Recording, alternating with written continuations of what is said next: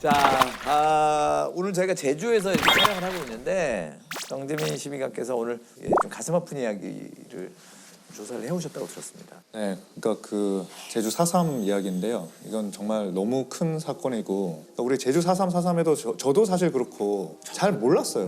네, 이게 대충 어떤 배경에서 어떤 시점에 어떻게 일어나는지를 잘 몰랐는데 좀 이렇게 평화공원도 보고 또 기록도 찾아보고 4.3 보고서도 한번 처음부터 끝까지 다 읽어보고 이렇게 하면서 좀 정리를 해봤습니다.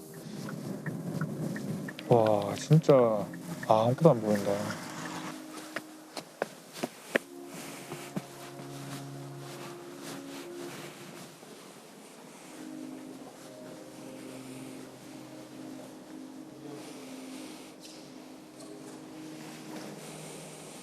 아무 비문이 없는 비석이라서 백비. 5.18 같으면 5.18 광주 민주화 운동이라고 이름이 이제 붙여졌죠. 한때는 광주 사태라 하다가 근데 4.3은 그냥 4.3이라고만 아직 하지 않습니까? 그 성격이 규정되지 않고 어떤 사람은 사건이라 하고 어떤 사람은 봉기라 하고 어떤 사람은 사태라 하고 아직 우리 사회에서 완전히 이름이 규정되지 않았죠. 그러니까 1948년 4월 3일을 말하는 겁니다. 그때 이제 남로당, 남조선 노동당의 제주도당이 무장봉기를 일으켰는데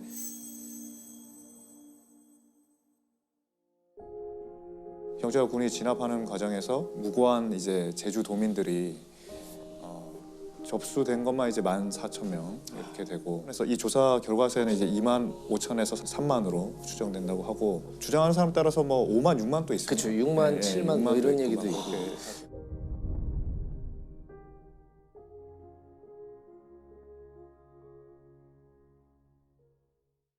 배경이 그 촉발된 거는 여러 가지 진짜 복합적인 요인이 있지만 그 한 해 전에 2047년 3월 1일에 이제 3.1절 기념식을 관덕정에서 했습니다.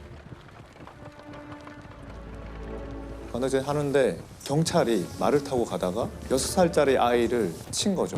근데 그 경찰이 잘 몰랐던 것 같아요. 모르고 그냥 가버리니까 그걸 본 군중이 화가 나서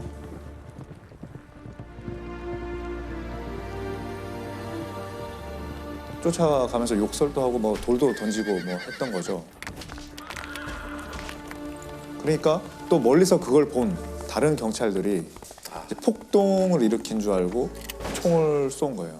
그 총을 쏴서 6명이 죽은 거죠. 돌을 던진 그런 분들이 아니라 그냥 옆에서 관망하고 있던 사람들에게까지도. 다 그렇게 6명이 돌아가신 거죠.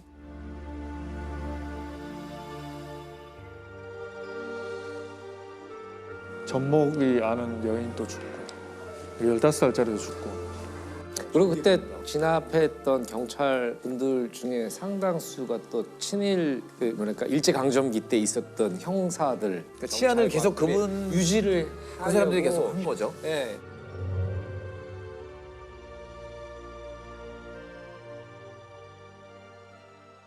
그러고 나니까 이제 온 이 제주 도민들이 들끓고 일어난 거죠. 그래서 제주 총파업을 합니다. 민과 관이 다. 그래서 95%가 참여해서 총파업을 해버립니다. 3월 10일에. 그리고 그때 일제 때 행패 부리던 사람들이 끝나고도 계속 그러고 있으니 특히 경찰이 뭐 이런 사람들은 일반 백성들은 이게 해방이 됐는데도 좋아진 게 하나도 없는 거예요. 그러니까 3월 10일 날 총파업을 하죠. 그러니까 그 법원, 검찰, 각 관공서, 경찰관도 해, 경찰관. 근데 파업 요구 조건이 고문을 하지 마라. 일제 때 고문 그렇게 했는데 해방되고도 또 하고 있어. 그리고 총 막 써. 총을 그렇게 쉽게 쏘고 있으니까. 그죠? 그러니까 일제 경찰처럼 하지 마라. 어? 아니 지금 해방됐는데 똑같은 경찰이라고 똑같이 하고 있으니까. 이게 95% 총파업 같은 굉장히 강력한 어떤 저항이 일어나니까 이 정부 입장에서는 반란 같은 거다. 외부에서 경찰들이 많이 들어옵니다. 서북 청년도 들어오고 고문이 또 굉장히 심해지고 그러니까 이제 다 드러나서 잡히고 고문당하고 핍박받는 건 이제 시간 문제잖아요. 그러니까 이제 무장봉기를 하자. 이래서 그 이듬해에 48년 4월 3일에 무장봉기를 한 거죠. 그러니까 그게 이게 또 큰 시발이 됩니다.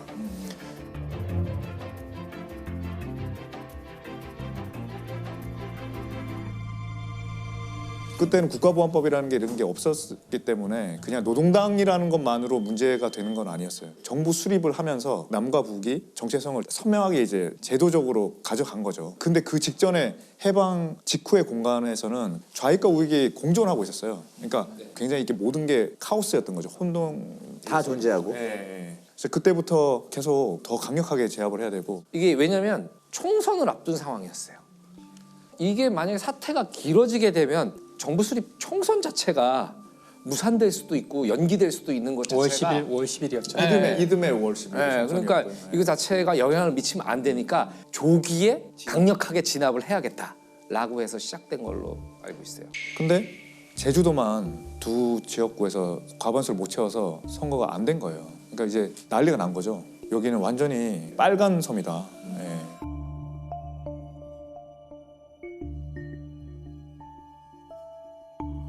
남로당 세력을 이제 찾아내려고 그 서북 청년단이라고 이북에 있던 우파, 그러니까 이제 48년 11월부터 초강경 진압을 합니다. 초토화 작전이라고. 그때 거의 80%가 다 죽었어요. 그러니까 제주도가 있으면 이 해안가 5km만 딱 이렇게 선을 그어서 다 내려오라고 하는 거예요.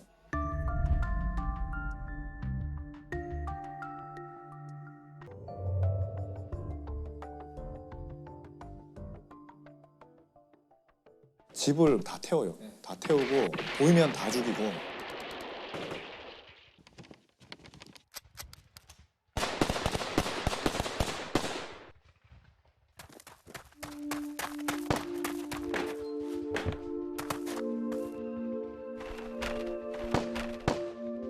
관광 총살이라는 말도 있었어요. 마을의 주민들을 모아놓고 이렇게 총살을 시키면서 그걸 보게 하고.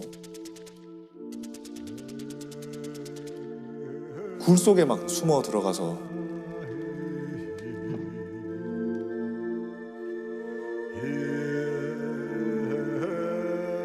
낮에는 이제 토벌대가 착 이렇게 하고 밤에는 또 무장대가 내려와서 또 죽이고. 그러면 무장대 끌려가면 또 무장대에서 또 총 들고 싸우다가 또 죽어야 되고 그런 일들이 일어난 거죠.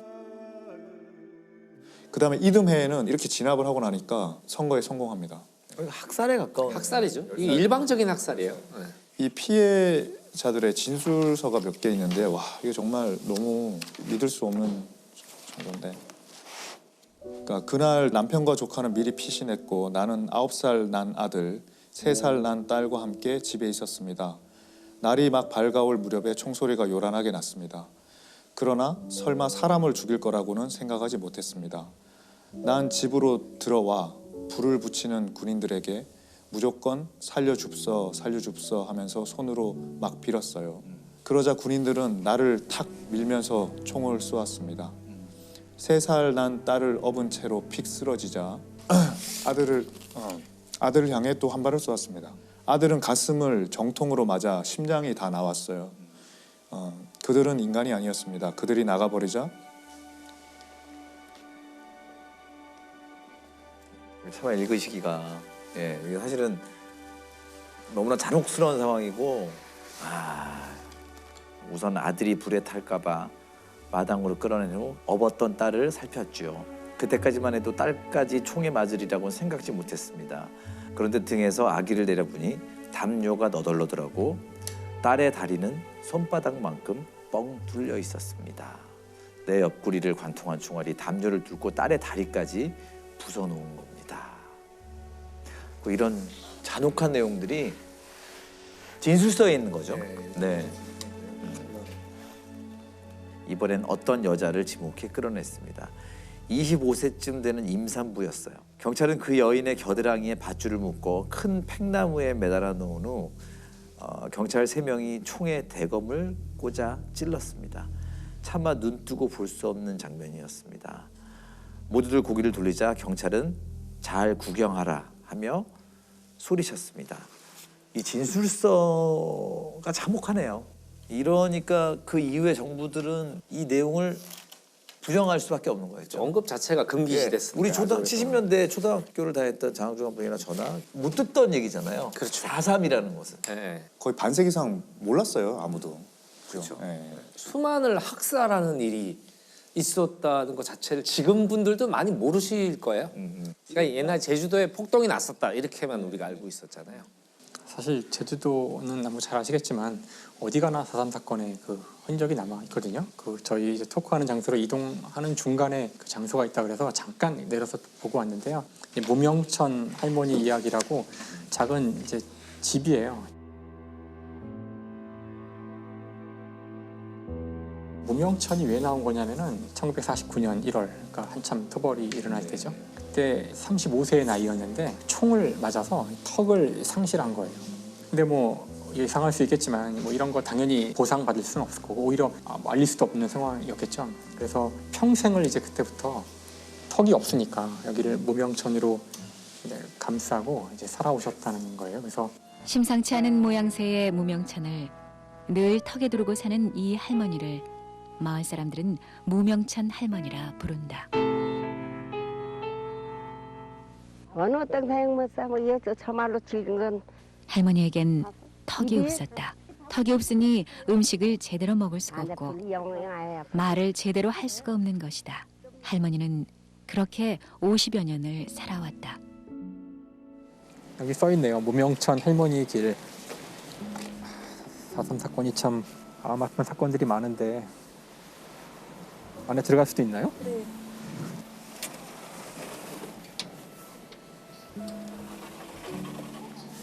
신발은 벗고 다니요.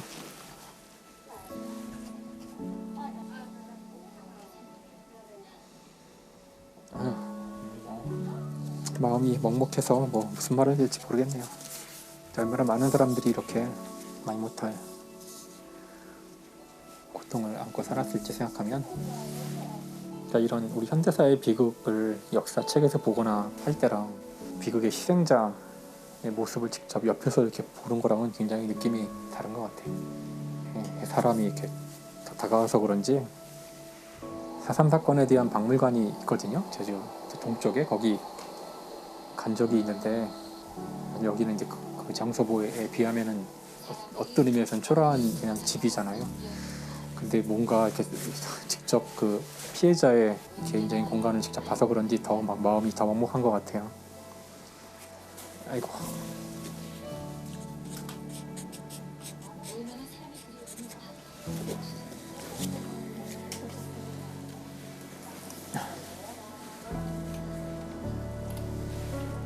사삼에 얽힌 수많은 사연들을 이제 보면은 진짜 읽기도 힘들 그런 내용들이 많이 있는데 제가 여기 가보니까 이건 또 굉장히 거시적인 측면에서 뭐 몇 사람이 뭐 학살당하고 이렇게 또 이야기를 듣는 거랑은 또 굉장히 다르더라고요. 그러니까 정말 한 사람이 살고 있던 공간, 살아가시던 방이 있고 거기 이불이 있고 옷이 이렇게 정리돼 있고 그러니까 정말 그 사람이 이렇게 느껴진다 그럴까 그 안타까운 그 사연이.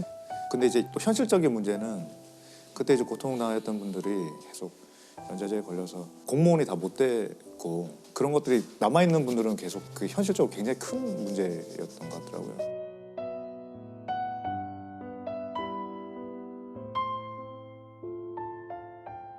이게 수면 위로 올라오게 된 게 언제부터일까요? 현기영 작가님이 78년대 순이 삼촌이라고 그게 처음으로 다시 알린 거죠. 사실 어떤 의미에서는. 대중적으로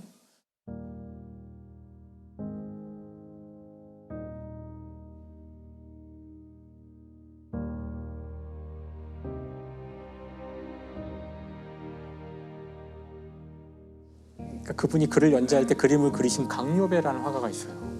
공부는 서울 사셨지만 제주도가 고향이고 근데 돌아오신 다음에 지금 계속 제주도에서 그림을 그리시는데요. 그분의 그림을 보면 제주도의 바람이 느껴진다고 진짜 현무암 같은 그런 느낌이 정말 들어요.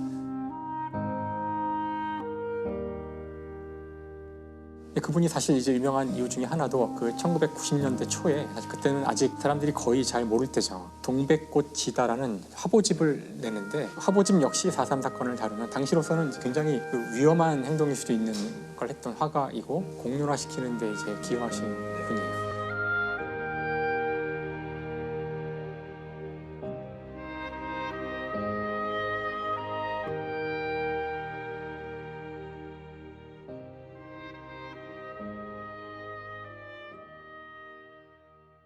결국에는 이제 90년대에 계속 법안을 만들려고 그랬어요. 특별법을. 2000년에 4.3 특별법이 이제 통과가 됐고요.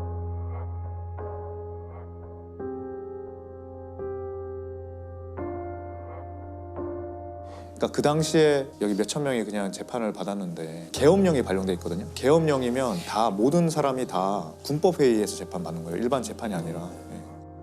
4.3 당시 군법회의란 이름의 불법 군사재판으로 억울하게 옥살이를 하거나 숨진 수용인 희생자만 2천여 명. 이들의 억울함을 밝혀낼 정식 재판이 70년 만에 열리게 됩니다. 재심을 청구한 수용인 18명은 4.3 당시 내란죄 등으로 체포돼 징역 1년에서 20년형을 복역했습니다. 문제는 이들의 재판 기록이 전혀 남아있지 않다는 겁니다. 이 때문에 법원이 재심 개시를 결정하더라도 승소하려면 적지 않은 어려움이 예상됩니다. 그러니까 이제 판결문이 있어야 재심을 할 수 있는데 판결문이 없는 거예요. 그럼 어떤 근거로 집행을 하는 거죠? 오늘 여기 와서 제가 지금 확인한 게 고등군법회의 명령 이런 문서가 있더라고요. 거기에 보면은 죄목이 이제 그 내란죄 몇백 명을 써놓고 항변이 똑같아요. 무죄. 그러니까 난 죄 없다고 말했다는 거예요. 항변이. 네, 그 항변이 그렇게 간단한 판결이 어디 있어요? 그러니까 그 다음에 거기에 대한 판결 이유 유죄. 다예요.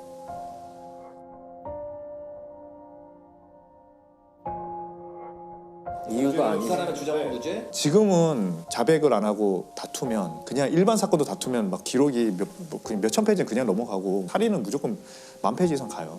제가 세봤어요. 그러니까 딱 18자 나오더라고요. 그 두 자가 무죄 빼고 16자예요. 뭐뭐뭐에 관하여 무죄.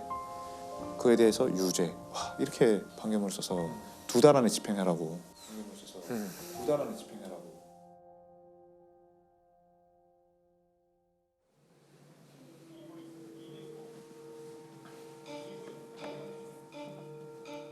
명령인데 계엄지구 고등군법회의 명령 제20 일종의 고등군법회의가 군사법원이라는 뜻이거든요. 형법 제77조 위반. 내란죄네. 범죄사실 내란죄. 이거 판결문이네. 일종의 판결 사형 이름 쫙 나와 있고 무기징역 이름 쫙 나와 있고. 근데 이유가 없어. 그냥 사형 먹고 왜 무기징역을 받는지 이유가 없어요. 그러니까 사형은 2월 28일. 그러니까 이듬해 2월 28일까지. 지금은 12월이거든요. 28일. 그러니까 2달 안에 사형 집행하라는 거예요. 와, 이게 있었구나. 와, 이거는 처음 봤어요. 와, 이거는 정말 이 이유가 너무 황당해. 그러니까 정당한 재판도 못 받고 정해놓고 가는 거네요. 그 네, 서류를 그래서, 작성한 거네요. 그러니까 재심하기 위해서는 판결문이 있어야 되고 재심 사유가 있어야 되잖아요. 판결문이 없어도 그 수용자 명부나 4.3위원회에서 피해자로 확정이 되면 재심 사유가 그냥 인정되는 법률을 만들어서 지금 통과가 됐어요. 다행히 잘 받아들여서 통과가 됐고 그때는 군법회의였기 때문에 지금도 그 재심을 하려면 사실 군사재판을 해야 되는 거예요. 근데 이제 그게 법률로 관할을 이제 제주지방법원에서 할 수 있도록 그렇게 하고 최근에 재심 판결에서 첫 무죄 선고를 받은. 네, 그러니까 계속 그런 판결이 간헐적 나오고 있었고 얼마 전에 300명에 대한 게 나왔죠. 형사소송 제325조 후단에 따라 다음과 같이 선고합니다. 피고들은 각 무죄. 박수와 함께 곳곳에서 터져나온 눈물. 제주 4.3 당시 억울하게 옥살이를 했던 335명에게 모두 무죄가 선고됐습니다. 그 가운데 현재 생존한 사람은 단 2명뿐. 나머지 333명은 생사조차 알 수 없습니다. 당시 불법 군사재판을 받고 전국의 형무소로 끌려간 뒤 한국전쟁 때 행방불명됐기 때문입니다. 저는 그때 그렇게 할 때는 되게 많은 분들이 혜택을 받을 수 있을 줄 알았어요. 그러니까 보니까 몇천 명이 그런 식으로 재판 받았지만 이 죽은 분들이 몇만 명이잖아요. 정말 그 소수더라고요. 그리고 또 한편으로는 우리나라의 정체성에 대해서 이런 일이 있었다는 거를 어떻게 받아들여야 되나, 이걸 어떻게 받아들여야 될까, 뭐 그런 생각, 답을 잘 모르겠어요. 우리는 해방만 되면 모두 평화롭게 잘 살 거라고 생각했을 거 아니에요. 그렇게 꿈에 그리던 해방이 이런 비극을 안겨줄 거로 한국 전쟁을 비롯해서. 네, 우리끼리 너무 맞아요. 그 전쟁 상태가 아닌데 우리나라 안에서 일어난 국가 권력에 의한 민간인 학살이잖아요. 권력이 합법적이지 않은 어떤 위태로운 상황에 처했을 때 그런 상황을 허용하는 것만으로도 얼마나 위험해질 수 있는지를 우리가 알아야 된다고 생각해요. 그래서 이분들은 위태로운 권력에 내린 어떤 결정에 의한 희생자니까 나중에 이걸 복권하고 이들을 위로하고 하는 것만이 이 문제를 제대로 수습하는 일이 아닐까. 이거 말고는 더 할 수 있는 일이 있을까 이게 싶어요. 저는 이게 너무 비관적으로 생각하는지 모르지만 범죄도 저는 없앨 수 없다고 생각해요. 무력이 있으면 계속 그걸 쓰게 되고 차별도 계속 있을 수밖에 없는 거고 우리가 만성 불치병을 관리해 나가듯이 관리할 수 있을 뿐이지 항상 그거는 근원에 있지 절대 없어질 수가 없다. 이야, 정말 이 너무 심한 거 아니에요?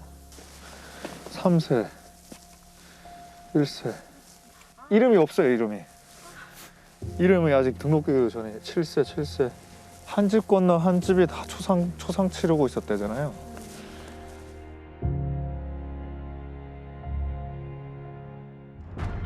그러니까 이게 반세기가 넘도록 말도 못했던 사건이었던 거죠. 사건이란 말도 다 너무 그릇이 작죠. 와, 끝도 없구나. 와, 정말 이거는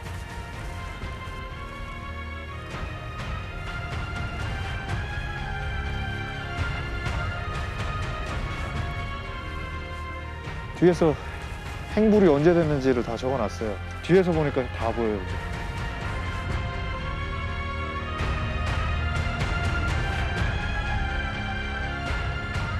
이런 것도 모르고 그냥 40년도 살고 헌법 공부만 글자만 공부만 하면 뭐야. 법조인으로 이제 많이 생년을 했는데 이런 기록은 정말 봐야 된 거를 이번에 처음 좀 봤던 것 같고 그 군법회의 그 기록도 그러면서 와, 참 20년 동안 진작 봐야 됐던 거 아닌가? 뭐 이런 생각이 들고 그것만 해도 참 정말 너무 감사해요. 사실은 진술서?